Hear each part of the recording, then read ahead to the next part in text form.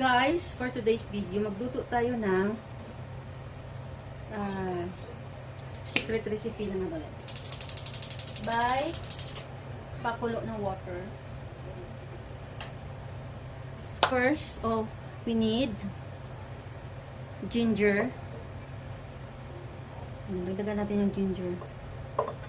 At isang pirasong garlic.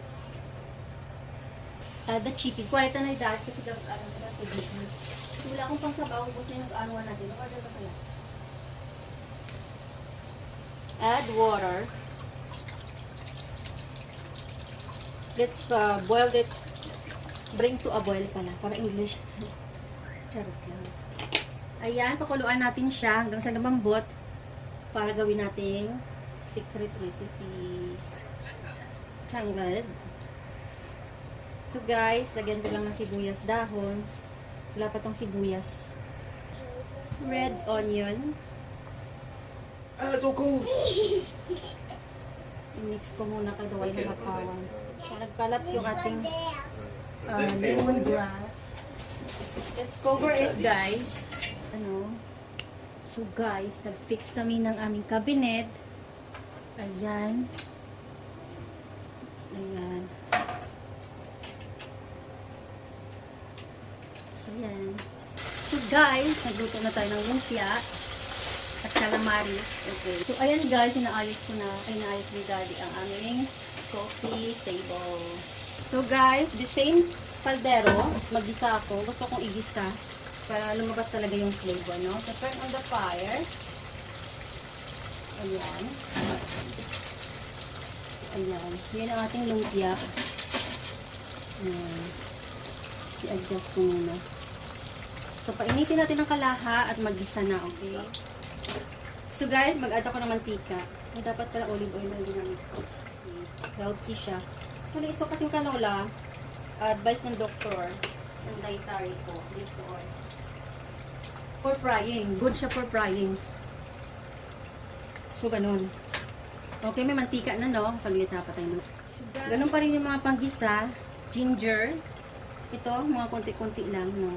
So, garlic for the browning effect muna. Ayan. Dapat ganun para makita, no? So, ayan.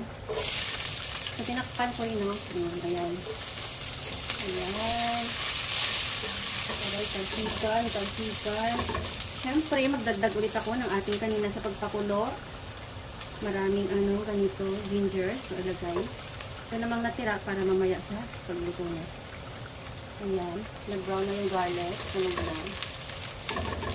And then, dahil may twist ito ng something. Lagay tayo ng ganito. Ay! Sobrahan man, oy! So, alam niyo na yung lulutuin natin, no? Ito. Stop muna natin to. Hinaan ko muna. Kasi ang lumpia ko guys, batok na. Sorry guys ha. Sunog na yung lumpia natin. So the lumpia is already cooked. Magkalamari naman. Guys, dahil batok na, sunog na yung garlic natin. I-add na natin yung chicken na hinimay-himay natin, no? Isama ko yung dalawang buto ha, para medyo... Yan, wow! Look at that. So, parang ang sarap. So, ito ay may twist. Actually, ang lutuin ko talaga is molo soup. So, because parang same siya ng ingredients doon sa ating sotanghon soup, we will add sotanghon. So, gano'n na siya, no? Ayan. Pepper. At saka yung ating, hinamit ko po dito ay pasayan na shrimp. Okay, pasayan na shrimp. Ano yan? Pasayan na cubes. O, ayan. Then, mag-add tayo ng tubig. So, ito yung gagamitin ko. Konti. Ayan. Ayan. So, dasabaw. So, isama ko na yung mga pinagkuluan kanina, no? Tapos, takpan ko kaya nasunog na yung mantika ko. Ayan. Ito na yung calamari natin. Other side, medyo sa kabila, we have our Look at that. Oh, look at that, guys. Wala lagi din. Papasok na po ako, ayan. Sobrang kulo na niya. So, ayan. 1, 2, 3, 4, 5, 6. Ayan na, guys. Lumutang na siya. Maglagay tayo ng konting carrot. Mulo siya na may ano no. Tikman ko muna yung sabaw. Kasi may cubes na to. Baka sobrang alat na. You can add salt. Ay, patayin ko muna yung calamares ko, guys. So, konting salt. Konti lang. Tawag yung kanilang. Ayan. Konting pepper. Ayan.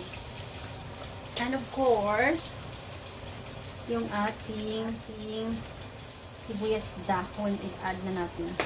So, dahil may twist ito ng sotanghon, we will add sotanghon. So, look at that. Nakita nyo yung sabaw.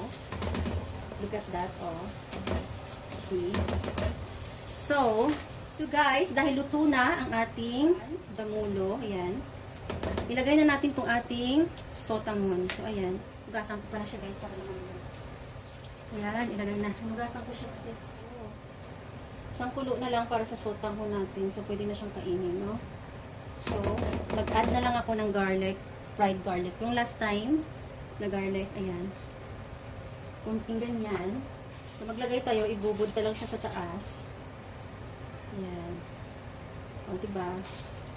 So, luto na po yung ating mulo with sotanghon, diba? Ayan, luto na. Hindi ko na siya kailangan lagyan ng salt again kasi para hindi siya masyadong maalat.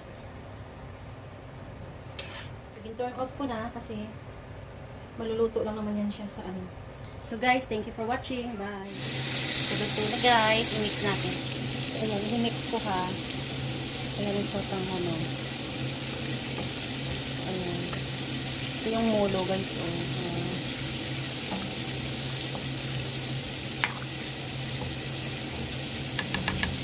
Look at that.